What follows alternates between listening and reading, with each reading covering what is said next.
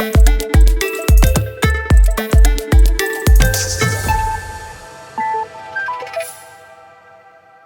Everyone, आप सभी का स्वागत है आज के हमारे टिप्स एंड ट्रिक्स लेक्चर में, जिसमें आज हम लोग पढ़ने वाले हैं कंस्ट्रेंट मोशन। अब वैसे तो कंस्ट्रेंट मोशन बहुत लंबा जा सकता है, बट हम पढ़ेंगे नीट के पॉइंट ऑफ व्यू से और काफी अच्छा ये लेक्चर होने वाला है और इसी में आपको हर प्रकार का कंस्ट्रेंट मोशन समझाया जाएगा। सबसे पहले तो आप ये समझो अब इसमें कि कंस्ट्रेंट क्या मतलब है, कंस्ट्रेंट क्या कहना क्या चाह रहा है, ये कंस्ट्रेंट होता क्या है। आपको अगर किसी पर्टिकुलर गिवन सिचुएशन में मल्टीपल ऑब्जेक्ट्स हैं और वो ऑब्जेक्ट्स एक साथ किसी ना किसी लॉजिक से जुड़े हुए हैं, वो लॉजिक में रस्सी भी हो सकते हैं, रॉड भी हो सकता है, वो आपस में चिपक के भी चल सकते हैं, तो उनमें एक कंस्ट्रेंट रिलेशन बन जाता है। मतलब कंस्ट्रेंट का ऐसा लॉजिक है कि अगर ये ब्लॉक चलेगा तो दूसरा भी उसके साथ चलेगा। अब ये अगर किस वेलोसिटी से जाएगा तो वो किस वेलोसिटी से जाएगा, ये हमें करना होता है, ये हमें पता करना है यहां पर। तो यहां पर हमने कंस्ट्रेंट मोशन को बेसिकली तीन पार्ट में तीन तरीके से पढ़ना है, तीन तरीके से बांट लिया है। तो पहले हम लोग पढ़ेंगे रॉड कंस्ट्रेंट, फिर पढ़ेंगे स्ट्रिंग्स के कंस्ट्रेंट और फिर पढ़ेंगे वेज कंस्ट्रेंट। फिर से एक बार देख लो, रॉड कंस्ट्रेंट बेसिकली एक रॉड है और इसको आपको दिखाया जा रहा है कि अगर ये सरक रही है रॉड इस दीवार से टिक करके, तो ये नीचे सरकेगा इसका एक पॉइंट और दूसरा जो रॉड का हिस्सा है वो हॉरिजॉन्टल सरकेगा। यहां पर स्ट्रिंग कंस्ट्रेंट में आपको दो ब्लॉक हैं जो जुड़े हुए हैं रस्सी से, ये ऐसे घूम करके मल्टीपल पुली सेटअप है और ये ब्लॉक अलग से ऐसे जोड़ रखा है। मतलब इसमें अगर आप ब्लॉक M1 चलेगा तो साथ में M2 जरूर चलेगा, लेकिन अगर M1 v वेलोसिटी से चलेगा तो M2 कितनी वेलोसिटी से चलेगा ये आपको पता करना है। इसी जो इक्वेशन है, जो वेलोसिटी के आपस में रिलेशन वाली इक्वेशन है, इसको हम लोग कहते हैं constraint relation. Similar goes for wedge here. Now we will talk rod constraint first. Rod constraint में आपको समझना है रॉड है या फिर कहीं पर आपको स्ट्रेच्ड स्ट्रिंग है, वो भी इसी से हो सकता है। अब स्ट्रेच्ड स्ट्रिंग और रॉड में क्या सिमिलैरिटी है समझो। आप अगर किसी रॉड को कभी भी देखो तो वहां पर रॉड के मल्टीपल पॉइंट्स के बीच की दूरी कभी नहीं बदलेगी। अलोंग द रॉड, ध्यान रखना, अलोंग द रॉड अगर आप दूरी नापोगे और ये आइडियल कंडीशन है। Similar goes for stretched string, वहां पर भी जो उनके दो पॉइंट्स होंगे अगर स्ट्रेच स्ट्रिंग में, उनके बीच की दूरी नहीं बदलेगी, इनकंप्रेसिबल होगी। ध्यान रखना, ये कंप्रेस नहीं हो सकती हमारी स्ट्रिंग या एलोंगेट नहीं हो सकती हमारी स्ट्रिंग, ये आइडियल स्ट्रिंग है। तो वहां पर दूरी आपकी सेम रहने वाली है। इसको हम कैसे यूज करते हैं समझो। अगर आपको दो एंड्स दे रखे हैं, रॉड के दो एंड्स दे रखे हैं, रॉड में कोई दो पॉइंट्स दे रखे हैं, ये पॉइंट v1 वेलोसिटी से या va वेलोसिटी से इधर जा रहा है और ये पॉइंट vb वेलोसिटी से इधर नीचे आ रहा है। यहां पर अलोंग दी रॉड हमने क्या किया, एक एक्सिस बना ली, लाइन बना ली, इस वेलोसिटी के कंपोनेंट की, इसके कंपोनेंट की, एक अलोंग द रॉड जरूर करना है, दूसरा of course perpendicular to the rod आ जाएगा। ये VA था, θ1 एंगल था तो VA cos θ1 sin VA sin θ1, VB था एंगल θ2 था तो VB cos θ2 और VB sin θ2। आपको क्या बोला जा रहा है कि इनके बीच की दूरी नहीं बदलेगी, ठीक है ना। अगर बीच की दूरी नहीं बदलेगी तो इसका मतलब क्या है, इन दो पॉइंट्स की इस लेंथ के अलोंग रिलेटिव वेलोसिटी जीरो रहेगी। इस पॉइंट की रिलेटिव वेलोसिटी इस लेंथ के अलोंग यानी कि VB cos θ2 और इस पॉइंट की रिलेटिव वेलोसिटी, इस पॉइंट की वेलोसिटी इसके अलोंग यानी कि VA cos θ1, ये दोनों आपस में इक्वल रहेंगे, तभी रिलेटिव वेलोसिटी जीरो रहेगी, तभी इन दोनों के आपस में दूरी नहीं बदलेगी। तो इससे हमें एक रिलेशन निकल के आता है, VA cos θ1 is equal to VB cos θ2। ये जो रिलेशन है आपका कहलाता है कंस्ट्रेंट रिलेशन, है ना। अब हम इसको एक रियल लाइफ सिचुएशन में समझ के देखते हैं। आपको एक बहुत ही इजी सिचुएशन दी जाती है कि एक सीढ़ी लगा के रखी है हमने दीवार से टिका के और वो फिसल रही है। तो होता क्या है, अगर इसको एज अ सीढ़ी कंसीडर करते हो तो सीढ़ी का एक सिरा नीचे आएगा, सीढ़ी जो ऐसे लगाते हैं हम लकड़ी वाली या लोहे वाली, तो एक सिरा नीचे खिसकेगा और एक हॉरिजॉन्टली आगे बढ़ेगा। आपको बेसिक लॉजिक याद रखना है, रॉड के अलोंग, अगर ये एंगल 37 है तो ये 37 हुआ, रॉड के अलोंग इस पॉइंट की जो वेलोसिटी है वो हो गई 20 cos 37 और ये पॉइंट की जो वेलोसिटी है रॉड के अलोंग आप निकालेंगे, ये एंगल 53 है, या तो आप इसको v cos 53 लिख सकते हैं या v sin 37 लिख सकते हैं, क्योंकि cos 90 माइनस थीटा होता है sin थीटा। तो बात ये है कि ये वाला वैल्यू इस पॉइंट की वेलोसिटी का along the length value velocity का कंपोनेंट और इस वाली वेलोसिटी का अलोंग दी लेंथ कंपोनेंट आपस में इक्वल रहने वाले हैं, यानी कि 20 cos 37 किसके इक्वल रहेगा, v cos 53 के। इसको आप v sin 37 भी लिख सकते हो, जिससे कि ये tan थीटा बन जाएगा और इजीली सॉल्व हो जाएगा। बाकी देखो मैथमेटिक्स या ट्रिगोनोमेट्रिक वैल्यू उतना बड़ा इशू नहीं है, आपको ये रिलेशन एग्जैक्टली यही रिलेशन आएगा। ये एक इशू था जो आपको इस लॉजिक से क्लियर किया गया कि अलोंग द लेंथ उनके वेलोसिटी सेम रहने वाले हैं। स्ट्रेच्ड स्ट्रिंग में भी इसको आप फॉलो कर सकते हो। देखो एक एग्जांपल लेके समझते हैं। आपको सिचुएशन दी जा रही है, m1 मास है और m2 मास है, एक रस्सी से पुली होते हुए जुड़े हैं, एक थोड़ा सा ऊपर रखा है, एक थोड़ा नीचे रखा है, और ऑब्वियसली कुछ ना कुछ एंगल आपको यहां पर बनते हुए दिखेगा। अगर m1 v वेलोसिटी से यानी कि 4 मीटर पर सेकंड से वेलोसिटी से आगे जा रहा है, तो आपको बताना है ये किस वेलोसिटी से आगे जा रहा होगा। अब आपको क्या करना है, इस रस्सी के इस पॉइंट को और इस रस्सी के इस पॉइंट को देखना है, ए और बी नाम देने हैं, दे लो। इस पॉइंट का जो एक्चुअल मोशन है वो किस डायरेक्शन में, इस डायरेक्शन में, क्या वेलोसिटी है v, यानी कि इसका जो कंपोनेंट अलोंग द लेंथ आएगा वो कितना आएगा, v cos 37। और इस पॉइंट का जो वेलोसिटी है वो वही है जो इस ब्लॉक का है, यानी कि 4 मीटर पर सेकेंड। तो अलोंग द लेंथ 4 मीटर पर सेकेंड और along the length v cos 37 दोनों आपस में कैसे होने वाले हैं, इक्वल। तो v cos 37 को आपने किसके इक्वल कर दिया, 4 मीटर पर सेकेंड। इसको आप सॉल्व कर लेंगे, v equals to 4 by cos 37 और आपका बड़े आसानी से आंसर आ जाएगा v की वैल्यू। आपको रिलेशन इंपॉर्टेंट है, पूछ तो कुछ भी सकता है। अगर आपको इसी में एक्सेलरेशन देकर के इसका एक्सेलरेशन दे देता 2 मीटर पर सेकेंड स्क्वायर और इसका एक्सेलरेशन निकालने होता, तो भी आपको चिंता करने की जरूरत नहीं है। यहां पर वेलोसिटी को अगर आप डिफरेंशिएट करोगे ना तो एक्सेलरेशन ही निकलेगा, मतलब रिलेशन चेंज नहीं होगा, वेलोसिटी के बजाय एक्सेलरेशन आप लिख सकते हो, है ना। ये समझ में आ गया। एक सिमिलर सेंस पर एक क्वेश्चन और है हमारे पास, जहां पर आपको ये सिचुएशन दे रखी है जिसमें ब्लॉक्स हैं जो जुड़े हुए हैं, एक पुली से, रस्सी से, एक ही रस्सी है। यहां पर आपने रस्सी के ये दोनों सिरे लिए, बिल्कुल रॉड कंस्ट्रेंट वाला हमने यूज किया है। यहां पर V2 इधर है, यानी कि रस्सी का एक सिरा इधर जा रहा है V2 से और एक सिरा इधर जा रहा है V1 से। अगर किसी इंस्टेंट पर इनके बीच में एंगल 53 डिग्री हॉरिजॉन्टल के साथ और इसका 37 डिग्री बन रहा है, तो आप क्या करो, along the length of rod component करो। ये आएगा V2 cos 53 और ये वाला कंपोनेंट आएगा इसके अलोंग V1 cos 37। तो अब आपको पता है along the length velocity same होते हैं, यानी कि आप यहां पर लिख सकते हो V2 cos 53 किसके इक्वल होगा, V1 cos 37 के इक्वल हो जाएगा, है ना। रिलेशन आ गया। आपको V1 की वैल्यू दी हो V2 की निकाल लोगे, V2 दिया हो V1 निकाल लोगे। एक्सेलरेशन भी इसी तरीके से आप निकाल पाओगे। फिर हम आते हैं अब स्ट्रिंग कंस्ट्रेंट पे।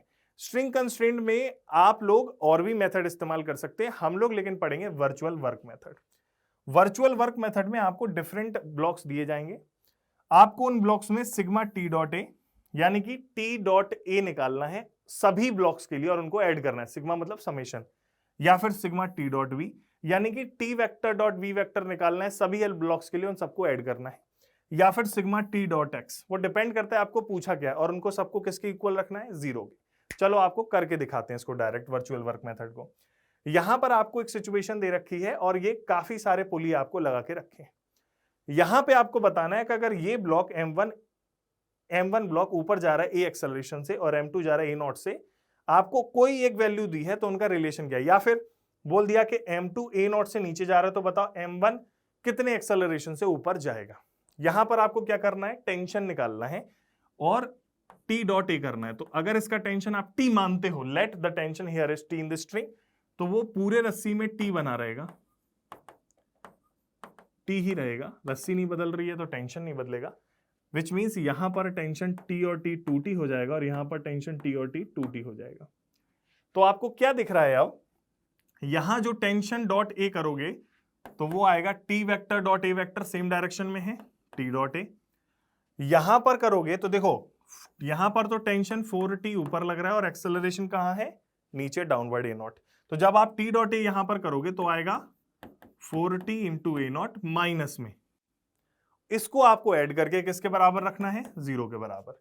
होगा क्या, माइनस का उस तरफ गया, T A is equals to 4t A nought, T से टी कैंसिल करोगे तो a is equals to 4a nought आपका कंस्ट्रेंट रिलेशन निकल आएगा। वेलोसिटीज भी पूछ सकते हैं, डिस्प्लेसमेंट भी हमसे पूछ सकते हैं। वर्चुअल वर्क मेथड आपका वर्क्स लाइक चार्म, बस आपको इसको अप्लाई करने के लिए टेंशन ढूंढना है। एक और एग्जांपल लेते हैं, क्लियर करते हैं इसको। आपको सिचुएशन दे रखी है दो ब्लॉक्स की M1 M2, मल्टीपल मूविंग पुली सेटअप है। आप इसको अगर डिस्प्लेसमेंट से करने जाएंगे तो it would take so much time, लेकिन virtual work method would take less than 10 second. कैसे, यहां पर आपको देखना है कि अगर ये M1 A नॉट से ऊपर जा रहा है तो ये M2 कितने एक्सेलरेशन A से नीचे आ रहा है। टेंशन देखना बड़ा आसान है। यहां पर अगर इसमें T है, यहां पर भी T और T मिलके हो गया 2T, तो यहां पर भी हो गया 2T, 2T और 2T मिलके हो गया 4T, तो यहां पर भी हो गया 4T। तो टोटल यहां पर कितना हो गया 7T, और यहां पर तो T है ही। ये T और एक्सेलरेशन दोनों सेम डायरेक्शन में है, तो डॉट प्रोडक्ट निकालोगे तो कितना आएगा T इंटू ए नॉट। लेकिन यहां पर ये अपोजिट डायरेक्शन में है तो कितना आएगा, माइनस का 70A गिव्स अस 0। ये वर्चुअल वर्क मेथड है, एक ये कॉन्सेप्ट है, एक समझ लीजिए। इस तरीके से आपको सॉल्व करना होता है। तो T a naught is equals to 7TA, T से T कैंसिल हो गया, और a naught is equals to 7A, या फिर A is equals to a naught by 7। ये आपका कंस्ट्रेंट रिलेशन आ गया, और इसके जरिए आपने दोनों ब्लॉक्स का आपस में एक्सेलरेशन का रिलेशन निकाल दिया, है ना बढ़िया। ये जो रिलेशंस हैं आप कई सारी जगह यूज कर सकते हैं। अभी 2 ब्लॉक्स के सेटअप है, 3 के सेटअप होंगे तो भी आपका आंसर बिल्कुल इसी मेथड से हो जाएगा, ठीक है। फिर अब हम लोग बात करेंगे एक और सिचुएशन जहां पर काफी सारे पुली हैं, कुछ मूविंग है कुछ फिक्स हैं।